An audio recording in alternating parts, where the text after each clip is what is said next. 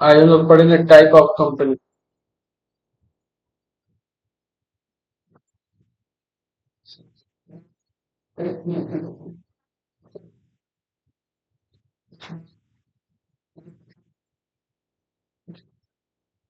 सबसे पहला है लिस्टेड कंपनी।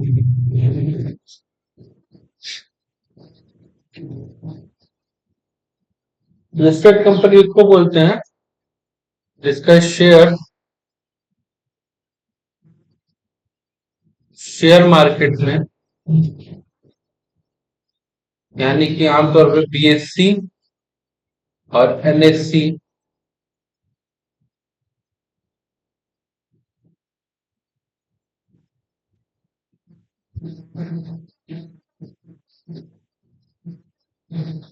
सेल होता हो। लिस्टेड कंपनी उसको बोलते हैं जिसका शेयर मार्केट में बीएससी या एनएससी में सेल्स होता हो। ये बीएससी और एनएससी क्या है? बॉम्बे स्टॉक एक्सचेंज और एनएससी नेशनल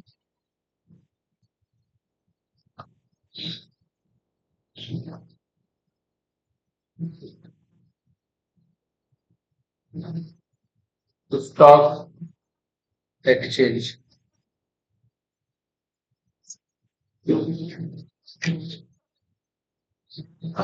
मान लो एक कंपनी है, कंपनी का नाम है एबीसी लिमिटेड।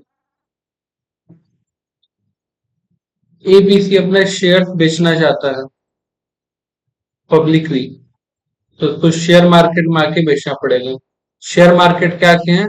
बीएससी है, एनएससी है, सीएससी है, कलकत्ता स्टॉक एक्सचेंज, और ऐसा और भी है। तो किस तरह से वो बेच सकता है, कैसे होता है सब कुछ? ये कंपनी रहता है और ये शेयर होल्डर जिसको शेयर खरीदना है।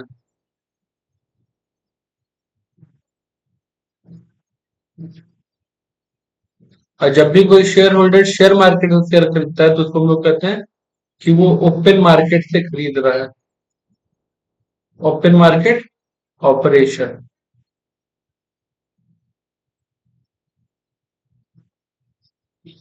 हम लोग जाएंगे किसी ब्रोकर के पास।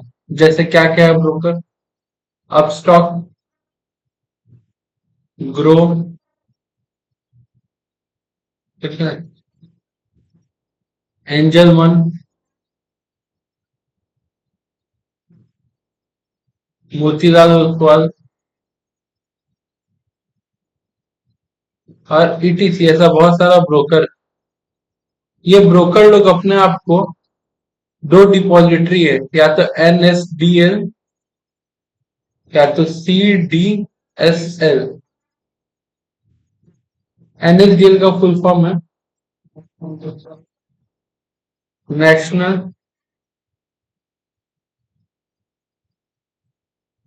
Securities depository limited. और सीडीएस होता है सेंट्रल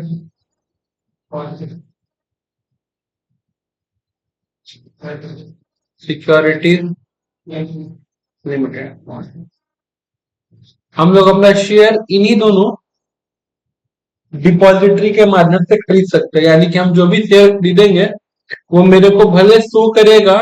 मान लो मेरा अपस्टॉक पे अकाउंट है तो अपस्टॉक का ऐप पे, लेकिन वो शेयर पड़ा होगा या तो एनएसडीएल के पास या तो सीडीएसएल के पास। ठीक है, अब मेरा शेयर। अब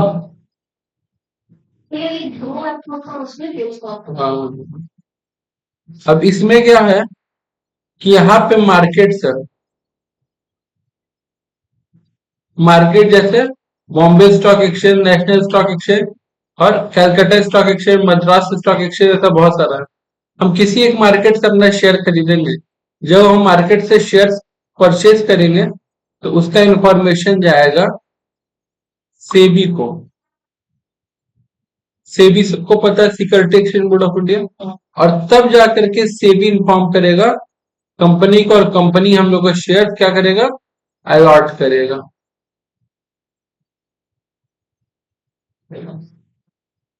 अब बात ऐसा है,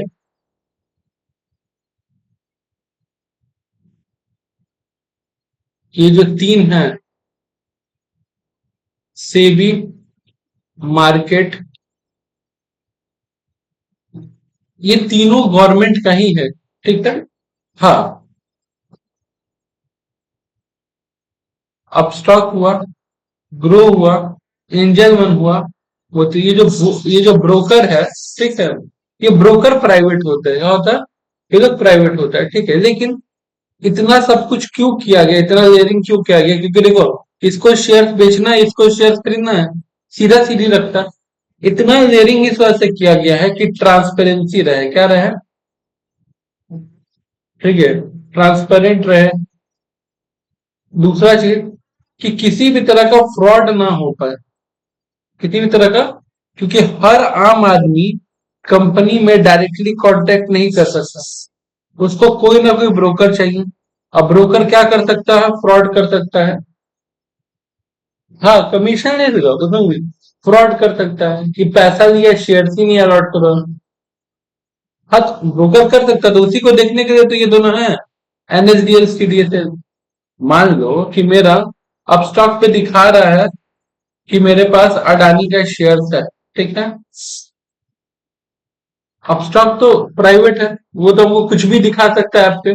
लेकिन उससे रिलेटेड मेरे पास सीडीएसएल का पर्चा है, मेरे पास रिसीट।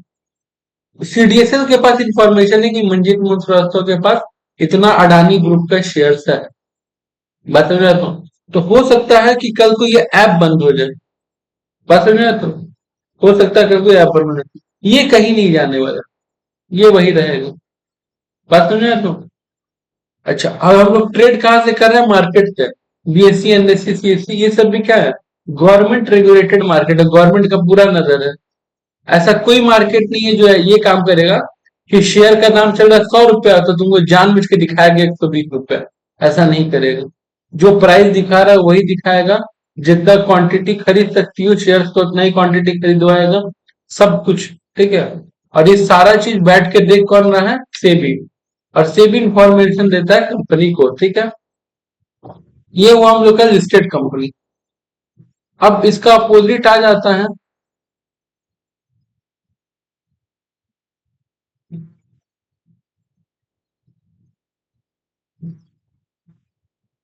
Unlisted company.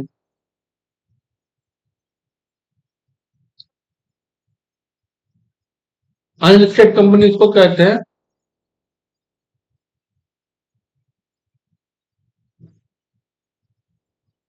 जो शेयर आर सब्सक्राइब्ड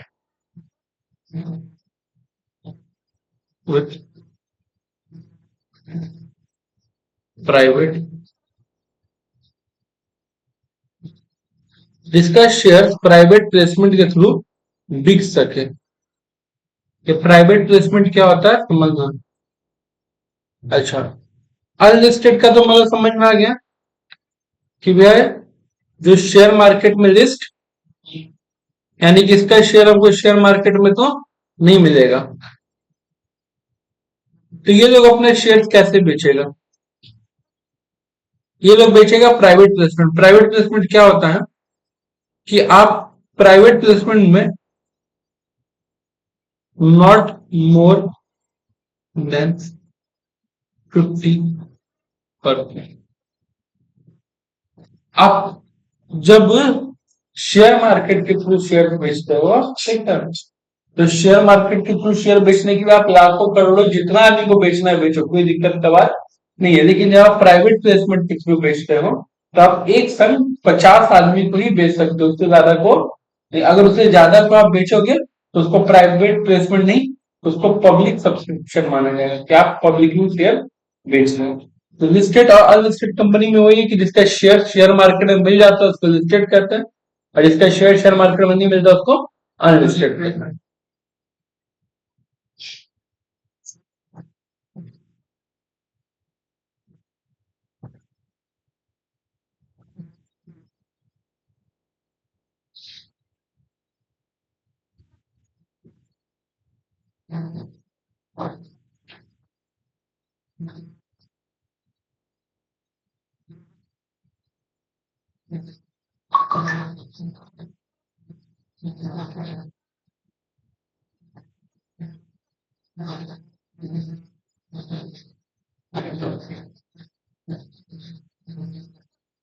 लाइबिलिटी कहाँ तक रहेगा? शेयर अमाउंट तक। मतलब क्या है कि एक कंपनी है एबीसी लिमिटेड,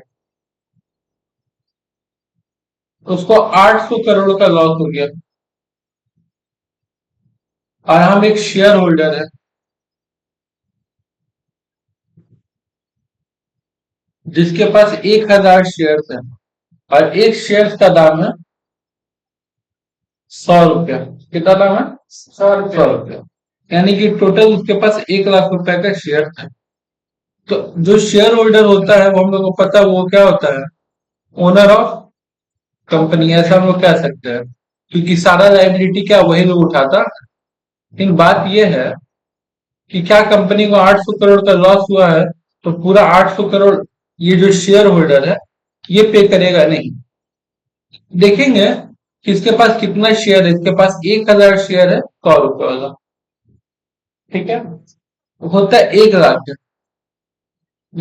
ये 1 लाख रुपए शेयर का हो गया फेस वैल्यू। क्या हो गया? इसमें से देखेंगे कॉल्ड अप कितना है और पेड अप कितना है।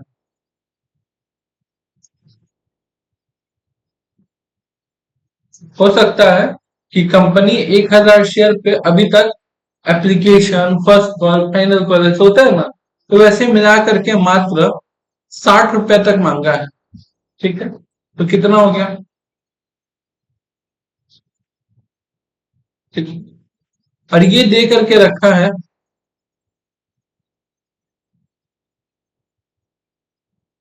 तो कॉस्ट इन एरियर कितना का हुआ? 10। तो इसको 10,000 रुपए इमीडिएट क्या करना पड़ेगा? पे करना पड़ेगा।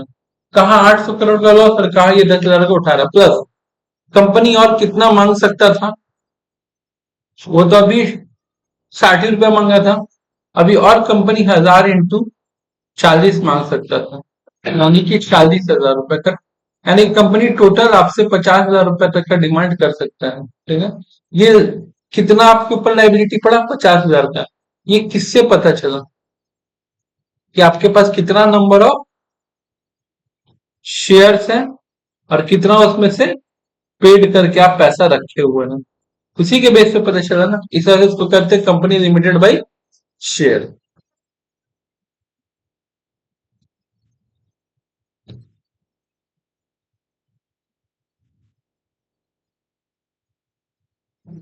Company limited by guarantee. ये क्या होता है कंपनी लिमिटेड बाई गारंटी? जो कोई भी शेयर होल्डर है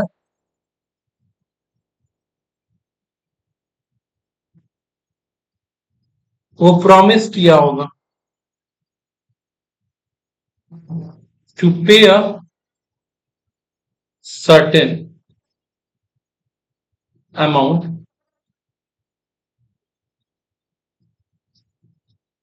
at a time of winding up.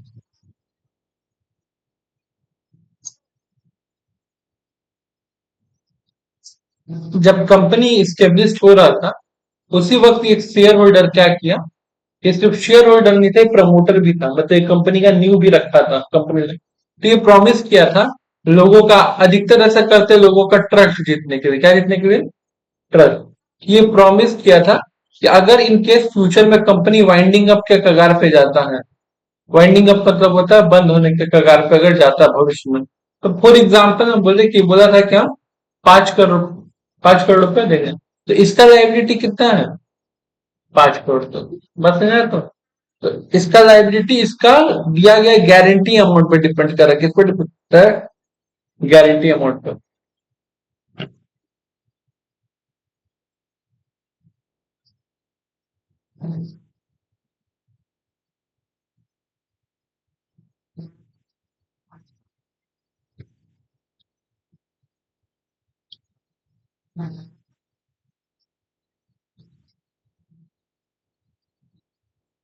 4 company में listed, unlisted, limited by share, limited by guarantee, अब 5 कंपनी।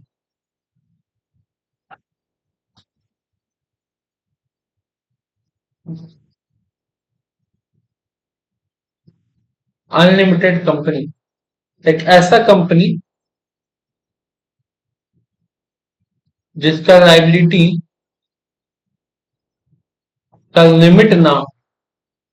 लाइबिलिटी का लिमिट ना हो मतलब, देखो कंपनी में जो भी लाइबिलिटी होता है वो शेयर होल्डर्स के ऊपर होता है, और शेयर होल्डर्स या तो जितना अमाउंट गारंटी दिया है उतना लाएगा पैसा, या तो जितना उन लोग का कॉस्ट इन एरिया या फिर पैसा बचा हो वो लाएगा।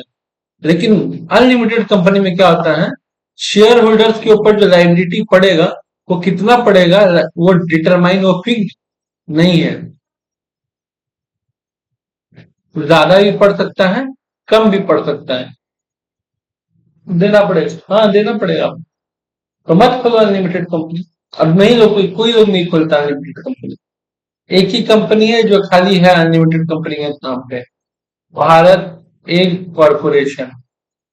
भारत एग कॉरपोरेशन, बस वही एक कंपनी है अनलिमिटेड लाइबिलिटी के नाम पे, बाकी और कोई कंपनी नहीं है। बस में तो कोई नहीं खोलता, क्योंकि सारा लाइबिलिटी जैसे सोल प्रोपराइटर में अनलिमिटेड लाइबिलिटी होता है ना, वैसे आप अनलिमिटेड लाइबिलिटी हो सकता है। तो कोई खोलता ही नहीं है तब, खा सकते हैं।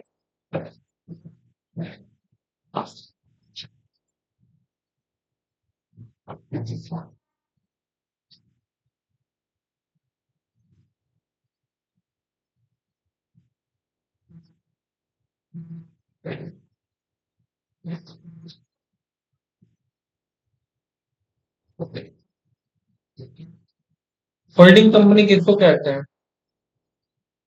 ABC limited, X Y Z limited. ABC limited X Y Z का 51 और मोर परसेंट ऑफ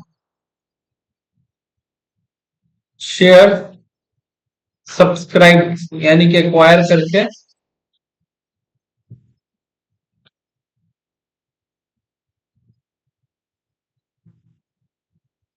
एक्वायर किया है। तो एबीसी कहलाएगा मेरा होल्डिंग कंपनी। क्या कहलाएगा? ABC holding company. और जो मेरा एक्स वाई जेड है ये कहलाएगा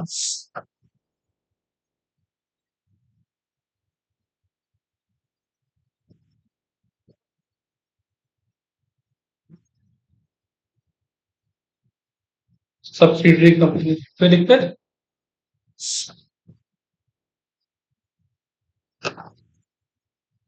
नेक्स्ट,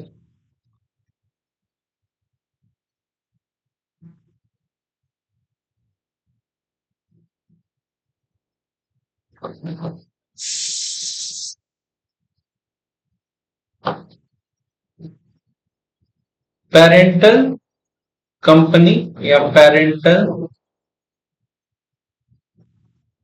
ऑर्गेनाइजेशन किसको बोलते हैं?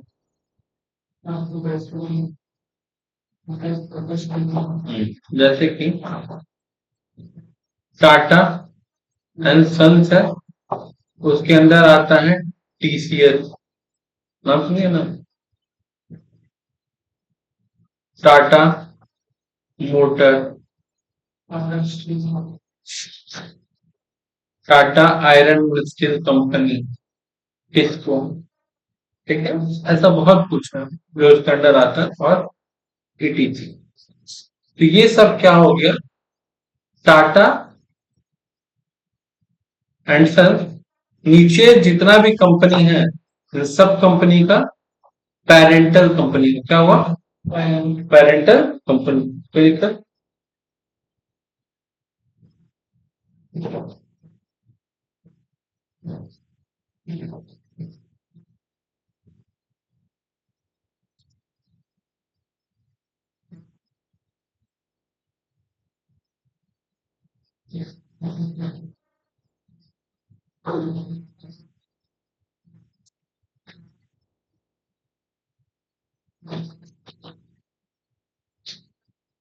एक आता है सिस्टर कंसर्न। सिस्टर कंसर्न क्या होता है? एकदम उसी तरह है। टाटा एंड सन्स है। इसके अंदर क्या क्या है? दो कंपनी मानते हैं, एक टीसीएस और एक टिस्को। तो ये दोनों का पेरेंट तो एक ही है ना, दोनों का पेरेंट एक ही है ना, तो ये दोनों क्या रहेगा एक दूसरे का सिस्टर कंसर्न। क्या क्या रहेगा? टीसीएस टिस्को का और टिस्को सिस्टर कंसर्न से दिक्कत यहाँ तक।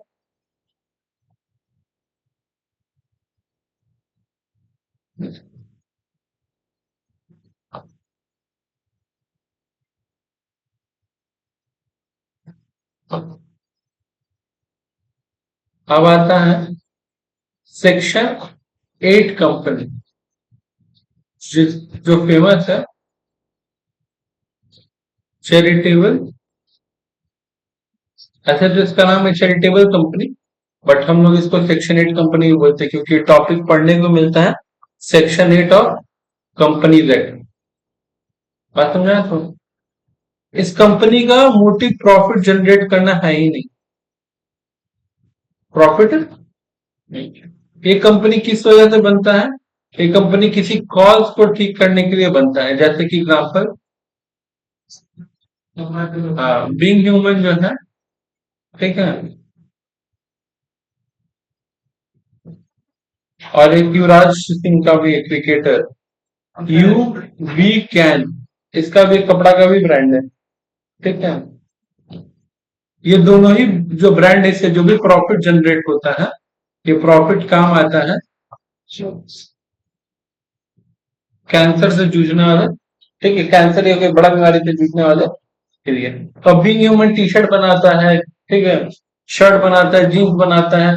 अब तो वो जिम इक्विपमेंट भी बनाने लगा है, बी फिट के नाम से साइकिल भी आता है बीइंग ह्यूमन पर।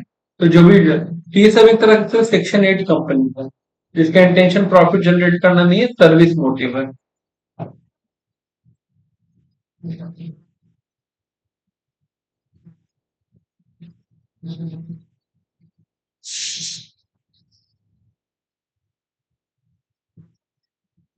निधि कंपनी क्या होता है? निधि कंपनी एक सेम ग्रुप ऑफ पर्सन होता है, ठीक है, जो एक सेविंग हैबिट कल्टीवेट करना चाहता है, ठीक है, सेविंग हैबिट कल्टीवेट करना चाहता है और लोन वगैरह में हेल्प करता है। जैसे कैसे, मान लो जितना भी सीए है, सब मिलके एक निधि कंपनी खोला और उस निधि कंपनी में डिसाइड किया कि हर मंथ हम लोग 5,000 रुपए क्या करेंगे, डिपॉजिट करेंगे, जितना भी हम लोग मेंबर रहेंगे इस निधि कंपनी का। अभी 5,000 मान लो कि 12 महीना जमा हो रहा है और 1,000 ये लोग मिलकर के निधि कंपनी खोला है, तो एक अच्छा खासा फंड हो जाएगा। ये फंड हम लोग या तो लो रेट पे या तो विदाउट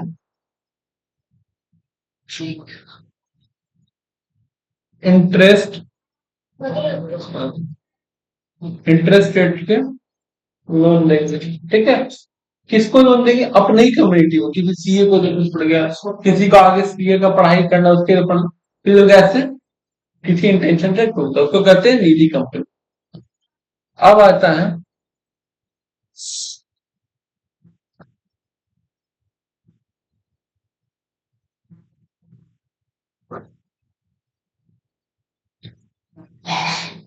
डॉर्मेंट। डॉर्मेंट कंपनी का मतलब क्या हुआ? डॉर्मेंट कंपनी का मतलब स्लीपिंग कंपनी में कहते हैं, क्या कहते हैं? प्लेटिनम कंपनी है, ठीक है। अभी जिसमें एक बात बताते हैं, मान लो कि हम लोग का नोएडा में गवर्नमेंट यूनिवर्सिटी खोलने में बहुत फायदा दे रहा है, ठीक है, कोई प्राइवेट। तो मान लो नोएडा में एक स्कीम आया था, ठीक है, कि जो भी यहाँ पे कंपनी स्टेब्लिश करेगा उसको बहुत सारा बेनिफिट मिलेगा, ठीक है। तो उसमें से एक बेनिफिट क्या है, एक बेनिफिट कि रजिस्ट्री फी वेव ऑफ हो जाएगा। जमीन खरीदेगा तो रजिस्ट्री फी लगता है ना, रजिस्ट्री फी वेव ऑफ हो जाएगा, ठीक है। नेक्स्ट, दूसरा, माफ हो जाएगा, रजिस्ट्री फी नहीं हो गया। दूसरा कि अगर वो जमीन खरीदता है तो उसमें 30% गवर्नमेंट क्या देगा, ग्रांट प्रोवाइड कर देगा, अपने पास से पैसा दे देगी। 1 करोड़ का जमीन खरीदा तो गवर्नमेंट को 30 लाख रुपए फंड कर देगा, ठीक है। इसके बाद गवर्नमेंट उनको, ठीक है, अप टू 100 करोड़ का लोन देगा विथ 0% इंटरेस्ट रेट। तो 100 करोड़ का 100 करोड़ वापस करना, कोई बाकी का इंटरेस्ट नहीं। अब बताओ, हम नोएडा में कंपनी खोलना चाह रहे हैं, तो ये जमीन पहले खरीदना पड़ेगा, तब ना यहाँ पे फैक्ट्री और ऑफिस स्टेब्लिश हो पाएगा। बिना खरीदे तो होगा नहीं। नहीं नहीं, हम एक एग्जांपल खरीदते थे, तो कहीं पे भी हो सकता है, कोई भी इन्वेंट कर सकता है, ठीक है। तो अब क्या हुआ कि अगर हम पर्सनल नाम से खरीद रहे हैं, तो सरकार को हम कैसे प्रूव करें कि हम एक जमीन खरीद रहे हैं, ठीक है, इसके ओनर हम इसमें बाद में अपना ऑफिस या कंपनी सेटअप करना चाहते हैं। सरकार को भरोसा होना चाहिए ना। ऐसा हो सकता है कल को कि हम इसको अपने पर्सनल यूज में ले ले, अभी तो गवर्नमेंट को बोले कि नहीं नहीं हम कंपनी स्टेब्लिश करेंगे, रजिस्ट्री फीस बच गया, पास में तो उल्टा गवर्नमेंट जमीन खरीदने पे 30% ही देगा, तो हम तो मतलब हीरो बन जाएंगे फिर।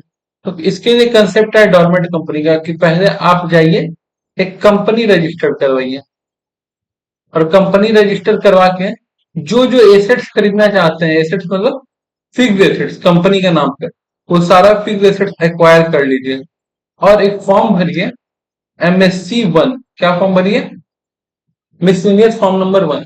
जब आप मिसलिनियस फॉर्म नंबर 1 भरिएगा तो आपको डोरमेंट का टाइटल मिलेगा। क्या मिलेगा, कि जिससे गवर्नमेंट की परीक्षा है कि कंपनी है फिलहाल सोया हुआ है, तो कब तक सोया रहेगा।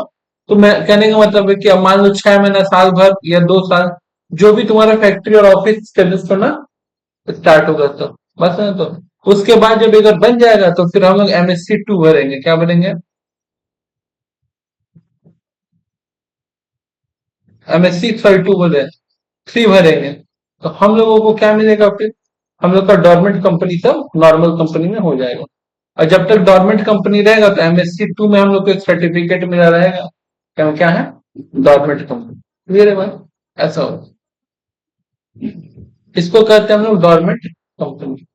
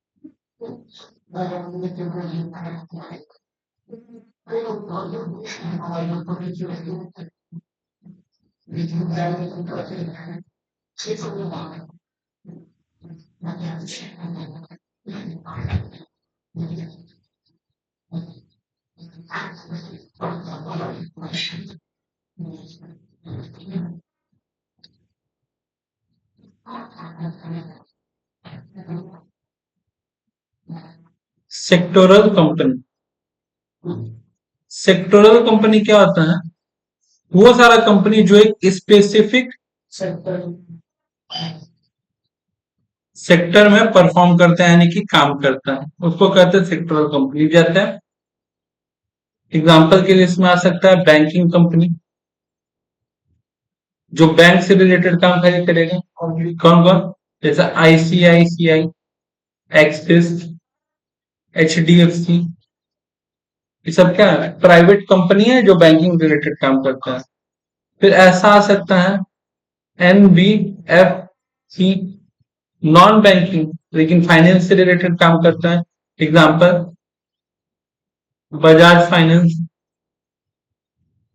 ठीक है। फिर मान लो इंश्योरेंस कंपनी, ठीक है, एलआईसी हो गया, फ्यूचर जनरल लाइफ इंश्योरेंस हो गया, ठीक है। बजाज का भी इंश्योरेंस होता है, बजाज इंश्योरेंस, ठीक है। फिर और इसमें क्या हो सकता है?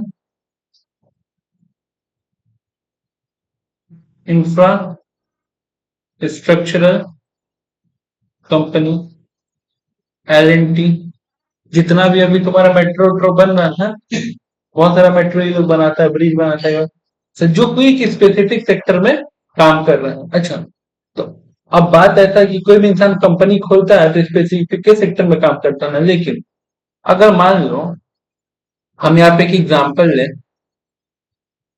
कि हम एक एडटेक कंपनी खोल रहे हैं। एडटेक मतलब होता है एजुकेशनल कंपनी, जैसे अन अकेडमी है, ठीक है।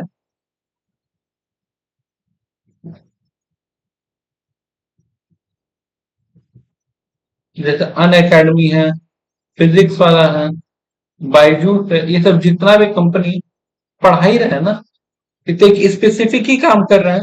बट ये वाला स्पेसिफिक काम करने के लिए आपको अलग से लाइसेंस या एनओसी या परमिशन का जरूरत नहीं। लेकिन अगर आप बैंक खोलना चाहते हो तो बैंक के लिए आपको आरबीआई का,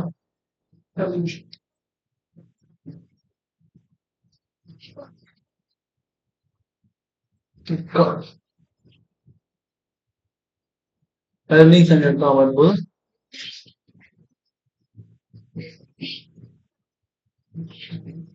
हाँ, रजिस्ट्रेशन करवाना है आपको, कंपनी खोलना है, बट आप पढ़ा रहे हो, ठीक है। इसके लिए अलग से कोई परमिशन नहीं। जैसे कि देखो, जब आईसीआईसी या एक्सिस एचडीएफसी है ना, इन लोग को कंपनी लॉ भी पूरा मानना है, ठीक है। और इन लोग को आरबीआई का लॉ भी पूरा मानना है। हाँ, आपको खाली कंपनी लॉ फॉलो करना है, आपको एजुकेशन के लिए अलग से कोई लॉ नहीं फॉलो करना है, आपको अलग से लाइसेंस नहीं लेना है। मान लो तुम एक तो टी शर्ट का कंपनी खोली, ठीक है, तो आप टी शर्ट का कंपनी खोली तो कंपनी लॉ खाली फॉलो करोगे, टी शर्ट के लिए अलग से कोई लॉ नहीं है, बात समझ तो। लेकिन अगर जब तुम आईसीआईसी बैंक खोल रही हो, कोई बैंक खोल रही हो, तो तुमको कंपनी लॉ तो पूरा फॉलो करना है, प्लस आरबीआई का भी रूल फॉलो करना है। इंश्योरेंस कंपनी खोली तो तुमको आईआरडीए को पूरा फॉलो करना है, बात समझ। ऐसा ऐसा होता है। एल&टी खोली तो तुमको ministry of infrastructure and development को पूरा फॉलो करना है। तो इन लोग को अलग से तुमको देखना पड़ेगा, बात समझे तो।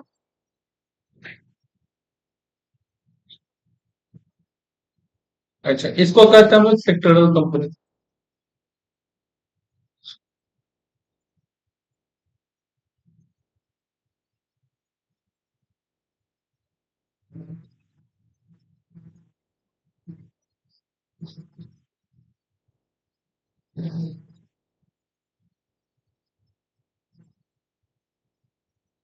आईएफएससी कंपनी क्या होता है? International financial service centre.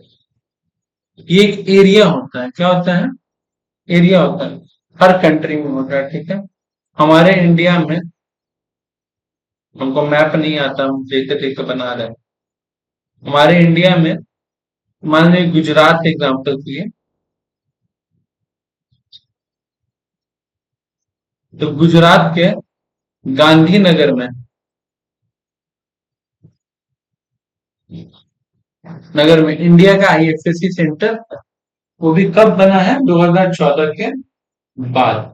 ठीक है, इसका पीछे का थोड़ा स्टोरी सुनना। ठीक है, स्टोरी ऐसा कहता है, ठीक है, कि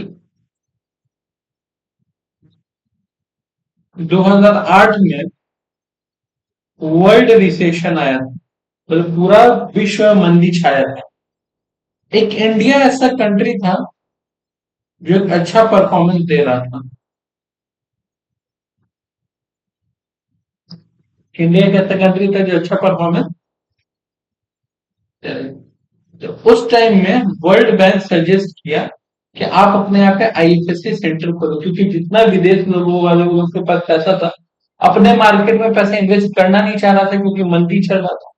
तो वो क्या करता था कि आने वाले टाइम में आपके कंट्री में पैसा इन्वेस्ट करता, इंटरनेशनल फाइनेंशियल सर्विस वगैरह आके तुम काम करो। तो उस टाइम में हम लोग प्राइम मिनिस्टर थे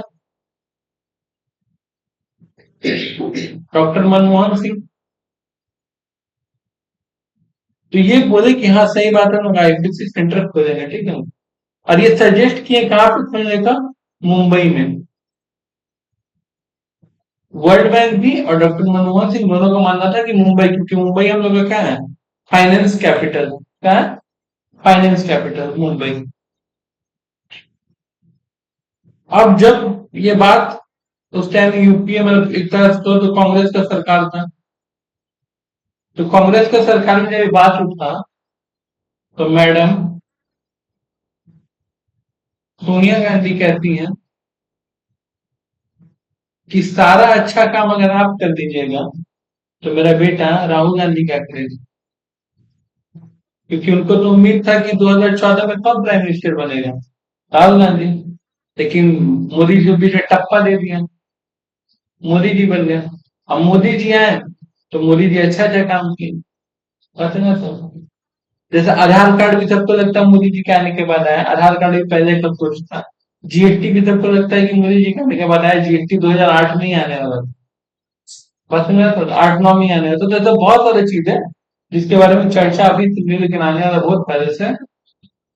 बस में अच्छा, अब मोदी जी आए तो ठीक है, अच्छा बात है, वो आईएफएससी सेंटर खोले। लेकिन वो आईएफएससी सेंटर खोल दिए गुजरात का गांधीनगर। पता है, तो हम लोग का पैसा उड़ रहा है मुंबई में, पैसा सब कहाँ पड़ा हुआ है, और इन्वेस्टर कहाँ आ रहा है? गुजरात। तो ये थोड़ा सा प्लान क्या हो गया, फ्लॉप हो गया। इन उतना फ्लॉप नहीं हुआ, गुजरात के लिए बहुत बेनिफिट हुआ। गुजरात कहाँ से कहाँ पहुंच गई। बस में तो गुजरात अपने में चाइना बन गया, सब कुछ मैन्युफैक्चर कर रहा है, सब कुछ। ठीक है, लेकिन अगर ये मुंबई में आता तो इससे शायद पूरे कंट्री का ही ओवरऑल बेनिफिट होता है। तो एक जगह दो दिन हो सकता है, नहीं एक ही जगह रहेगा, ट्रांसफर नहीं। हाँ ट्रांसफर किया जा सकता है, अभी भी गुजरात के गांधीनगर में। ऐसा है कि आप वहां पे कंपनी खोलोगे, कुछ खोलोगे तो 5 साल तक टैक्स नहीं देना पड़ेगा, ये वो। तो जितना भी बड़ा बड़ा इन्वेस्टर लोग कुछ भी, अब सब वहीं पे जाके कर मैन्युफैक्चरिंग करो। जैसे जियो वहीं पे रजिस्टर्ड है। तो अब पहले जो जितना कंपनी मुंबई में रजिस्टर्ड हुआ करता था, अभी लोग अपना रजिस्ट्रेशन गुजरात के साइड डाल रहा है। हाँ, बात समझा तो, ये होता है एफएससी कंपनी।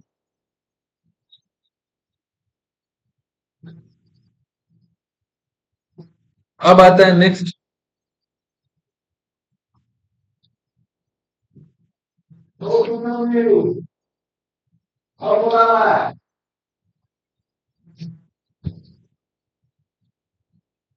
ओपीसी का मतलब क्या होता है?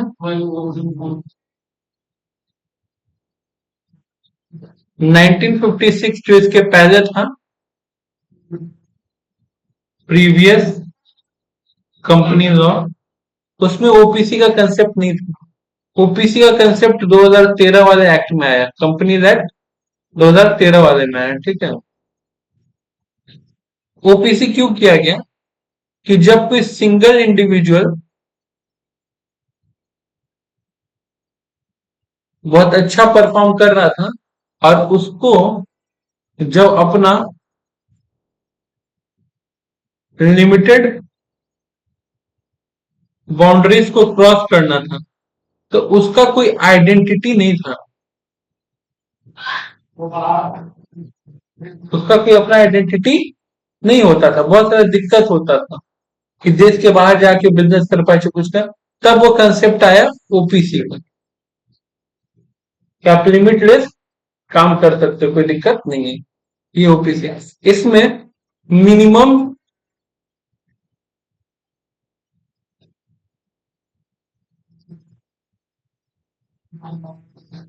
मिनिमम मेंबर जो है एक मेंबर, और मैक्सिमम भी एक। अच्छा, मेंबर क्या होता है? ओनर ऑफ कंपनी, ठीक है। और डायरेक्टर जो कंपनी का लॉ एंड ऑर्डर पे ध्यान देता है, सब कुछ मेंटेन करता है, ठीक है, कंपनी को। तो डायरेक्टर मिनिमम कितना होना चाहिए? एक। और मैक्सिमम 15। मैक्सिमम कितना रख सकते हैं डायरेक्टर? 15। मालिक थोड़ी रख रहे हैं 15, तो डायरेक्टर रख रहे हैं। और आप चाहो तो 15 से ज्यादा भी कर सकते हो, लिमिट अपना अब कर सकते हो, बट उसके लिए कुछ कुछ रूल्स है, उसको फॉलो करने के बाद। ये होता है ओपीसी।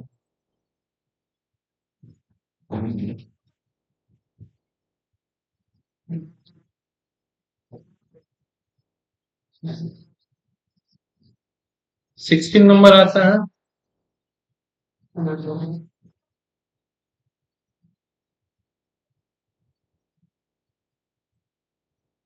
Private company. एक ऐसा कंपनी इसमें मिनिमम नंबर ऑफ मेंबर कितना लगता है? दो। और मैक्सिमम कितना हो सकता है?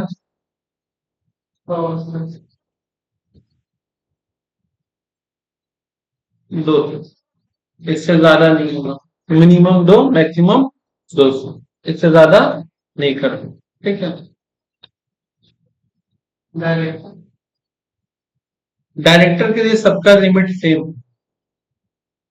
डायरेक्टर आपको मिनिमम दो और मैक्सिमम 15, ठीक है। अब आता है पब्लिक कंपनी के बारे में, किसका आता है?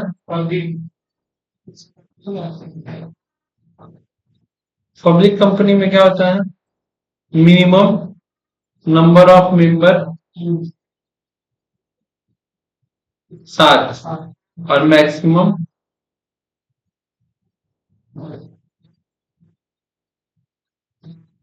अनलिमिटेड, ठीक है।